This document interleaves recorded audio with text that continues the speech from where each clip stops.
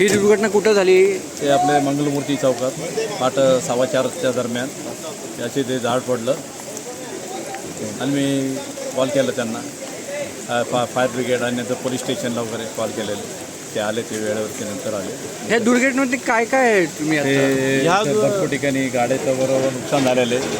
दुकानाच्या बाहेरचे शेड्स वगैरे पडलेले आहेत. ह्या भागामध्ये अनेक झाडं अशी हे झालेली आहेत की धोक्याची झालेली आहेत. त्याची पूर्ण ऑडिट करून त्याचं काय आहे ते निस्तार करावा. नमस्कार. ह्या ठिकाणी जी दुर्घटना झालेली आहे, या ठिकाणी पालखी उतरते. पालखीचे जो मांडव आहे तो मांडव टाकला होता. मांडवावरती सकाळी पहाटेच्या वेळे 4 वाजता हे झाड पडलं.